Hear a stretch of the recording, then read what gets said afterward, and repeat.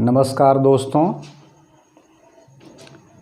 आशा और उम्मीद करते हैं कि आप लोग अच्छे होंगे, खुश होंगे, मस्त होंगे। और आज हम भोजन पर एक वीडियो बनाना चाहते हैं। भोजन हमारे शरीर के लिए एक आवश्यक तत्व होता है जिससे हमें ऊर्जा की प्राप्ति होती है और समस्त जीवधारी को जीवित रहने के लिए कुछ खाद्य पदार्थों की आवश्यकता होती है। उन्हीं खाद्य पदार्थों को भोजन कहते हैं। भोजन जीवधारियों के वृद्धि विकास के लिए आवश्यक होता है। साथ ही साथ भोजन से हमें ऊर्जा प्राप्त होती है और उसी ऊर्जा से हम अपने कार्यों का संचालन करते हैं, संपादन करते हैं। और मनुष्य के जो भोजन के स्रोत हैं वो दो तरह के हैं। वनस्पतियों से प्राप्त भोजन या पौधों से प्राप्त भोजन, दूसरा जंतुओं से प्राप्त भोजन। हम दोनों स्रोतों से भोजन को प्राप्त करते हैं और दोनों स्रोतों से भोजन को ग्रहण करने का काम करते हैं। जैसा कि अभी हमने आपको बताया कि समस्त जीवधारियों को जीवित रहने के लिए कुछ खाद्य पदार्थ या भोज्य पदार्थ की आवश्यकता होती है जिसको भोजन कहा जाता है। और भोजन मनुष्य की सबसे ज़रूरत की चीज़ होती है। भोजन के अभाव में कोई भी जीवधारी लंबे समय तक जीवित नहीं रह सकता है। भोजन को कई अवयवों में बांटा गया है और जो श्यामपट्ट पर हमने अंकित किया है, भोजन के जो अवयव हैं, पहला अवयव आपका कार्बोहाइड्रेट है, फिर प्रोटीन है, फिर विटामिन है, फिर खनिज पदार्थ हैं, फिर वसा है और फिर जल हैं। ये भोजन के विभिन्न अवयव हैं जो भोजन से प्राप्त किए जाते हैं। अब पहला अवयव भोजन का आपका कार्बोहाइड्रेट्स है। कार्बोहाइड्रेट एक ऊर्जादायी भोजन होता है जिससे हमको ऊर्जा प्राप्त होती है। और वे कौन कौन से खाद्य पदार्थ हैं जिससे हम कार्बोहाइड्रेट्स प्राप्त करते हैं, उसमें आपका गेहूं है, दूसरा चावल है, तीसरा मक्का है और चौथा मोटे अनाज हैं जिससे हमें कार्बोहाइड्रेट्स की प्राप्ति होती है। और कार्बोहाइड्रेट से हमें ऊर्जा मिलती है और यह ऊर्जा शरीर को कार्य करने की शक्ति प्रदान करती है। उसके बाद अगला भोजन का अवयव प्रोटीन है जो हमारे शरीर का बहुत ही महत्वपूर्ण अवयव है या तत्व है। प्रोटीन हमारे शरीर की वृद्धि एवं विकास में सहायक होती है। इसे वृद्धि एवं विकास वाला भोजन कहा जाता है।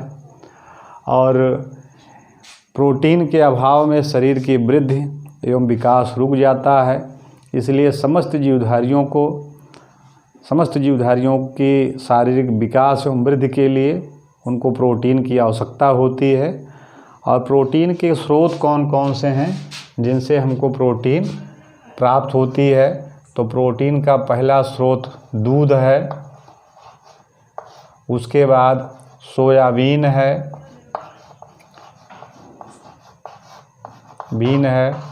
फिर मशरूम है और उसके बाद मछली हैं, अंडे हैं और मांस हैं जिससे हमें बड़ी मात्रा में प्रोटीन की प्राप्ति होती है। प्रोटीन हम पौधों से भी प्राप्त कर लेते हैं और जो है जंतुओं से भी प्राप्त कर लेते हैं। जंतुओं में ज़्यादा प्रोटीन की मात्रा पाई जाती है और प्रोटीन से हमारे शरीर की वृद्धि एवं विकास अच्छी तरह से होती है। उसके बाद अगला भोजन का अवयव विटामिन आता है जो हमारे शरीर का बहुत ही महत्वपूर्ण अवयव है। विटामिन की कमी से हमारे शरीर में अभाव जनित रोग हो जाते हैं। अभाव जनित रोग से बचने के लिए हमारे शरीर में विटामिन की भरपूर मात्रा होनी चाहिए। और विटामिन को हम प्रतिरक्षा वाला भोजन भी कहते हैं, क्योंकि विटामिन्स हमारे शरीर में अगर प्रचुर मात्रा में रहती हैं तो हमारे शरीर में किसी प्रकार की कोई रोग या किसी समस्या नहीं होती है। तो कुछ ऐसे भोज्य पदार्थ हैं जिनसे हमें विटामिन्स प्राप्त होती हैं। उसमें पके फल हैं, हरी साग सब्जियां हैं, हरी साग सब्जी हैं,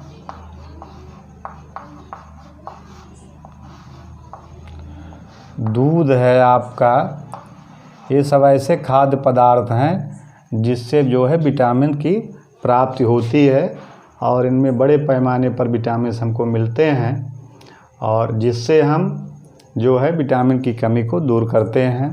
अगला हमारा भोजन का अवयव खनिज है, जिनकी ज़रूरत हमारे शरीर में बहुत संक्षिप्त होती है, लेकिन इनके अभाव में हमारे शरीर को व्याधि उत्पन्न हो जाती है, रोग लग जाता है। तो इन रोगों से बचने के लिए हमारे शरीर में विभिन्न प्रकार के खनिजों की ज़रूरत होती है, जैसे कैल्शियम है, आयरन है और इन दोनों और अब फास्फोरस है। तो इन सब जो तत्व हैं ये हमें खनिजों से ही प्राप्त होते हैं। इसके लिए हमें दूध की ज़रूरत होती है और हरी सब्जियों की ज़रूरत होती है। हरी सब्जी में खास करके पालक है, जिससे हमें जो है आयरन की मात्रा प्राप्त होती है। और आगे जो है नमक है, NaCl, उससे भी हमें खनिज प्राप्त होते हैं। तो इस प्रकार हम अपने शरीर में खनिजों की कमी को इन भोज्य पदार्थ को लेने से हमारे शरीर में खनिजों की कमी दूर हो जाती है। अब अगला हमारा भोजन का अगला अवयव वसा है, जो बड़ा ही महत्वपूर्ण है। वसा को हम अत्यधिक ऊर्जादायी भोजन कहते हैं और वसा प्राप्त करने के जो तरीके हैं वो निम्नलिखित हैं। जैसे घी है, इसमें अत्यधिक वसा प्राप्त की जाती है। तेल है और अन्य प्रकार के जो तेल से बनी हुई वस्तुएं हैं, तेल से बने पदार्थ हैं,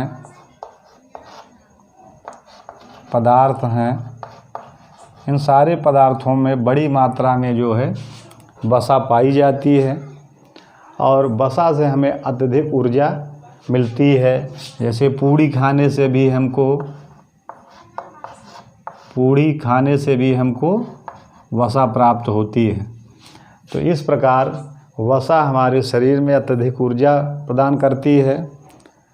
और अंत में अगला पोषक तत्व आपका जल है। जल जीवन का एक बहुत ही महत्वपूर्ण अंग है। जल के अभाव में जीवन की कल्पना करना व्यर्थ है। जल से हमारे शरीर की समस्त जैविक प्रक्रियां जो है संचालित होती हैं। समस्त जैविक प्रक्रियाओं में जैसे पाचन है, पाचन की क्रिया जल के अभाव में नहीं हो सकती है। श्वसन है, उत्सर्जन है। तो इस प्रकार की जितनी समस्त प्रजनन है, समस्त जैविक क्रियाओं को संचालित करने के लिए जल की ज़रूरत होती है। और जल हमारे शरीर के तापमान को भी नियंत्रित करता है और डिहाइड्रेशन से हमको बचाता है। इस प्रकार हमने आपको बताया कि भोजन क्या है और भोजन के अवयव कौन कौन से हैं और इन अवयव से, कंपोनेंटों से हमको क्या क्या प्राप्त होता है और हमारे शरीर के लिए कौन कौन से कंपोनेंट आवश्यक होते हैं। इन सारी चीज़ों पर हमने चर्चा की। भारत एक बड़ा देश है और अक्सर देखा जाता है कि भारत में अशिक्षा ज़्यादा है, जिसके कारण भारत में अक्सर बच्चे कुपोषित पैदा होते हैं। और कुपोषण भारत जैसे विकासशील देशों के लिए बहुत ही दुख की बात है, क्योंकि भारत के जो लोग हैं उतने ज़्यादा शिक्षित और समझदार नहीं हैं, उनके बच्चे कुपोषण का शिकार हो जाते हैं। तो हम चाहेंगे कि जो भी दर्शक या बच्चे हमारे इस वीडियो को देख रहे हैं वो अपने भोजन में इन समस्त कंपोनेंट को शामिल करें, जिससे वो कुपोषण से जीत सकें। और कुपोषण जनित शरीर जो है किसी भी कार्य को करने में बाधा उत्पन्न करती है, वह एक रोग की अवस्था होती है। तो हमें भारत को कुपोषण मुक्त बनाना चाहिए और अपने अपने भोजन में संतुलित भोज्य पदार्थों को लेना चाहिए, जिससे हम स्वस्थ रहें, निरोग रहें, अच्छे रहें और राष्ट्र के विकास में अपना महत्वपूर्ण योगदान देते रहें। आज की इस वीडियो में बस इतना ही। मैं अपने समस्त दर्शकों को और श्रोताओं को एक बार फिर से जो है उनका स्वागत करते हैं और उम्मीद करते हैं कि यदि यह वीडियो अच्छा लगे तो इसको लाइक कीजिए और हमारे YouTube channel GS by Radha Raman को सब्सक्राइब कीजिए और ज़्यादा से ज़्यादा इस वीडियो को शेयर कीजिए। फिर हम अगले दिन आपको नए वीडियो के साथ मिलेंगे। तब तक के लिए नमस्कार, टाटा, बाय बाय, जय हिंद।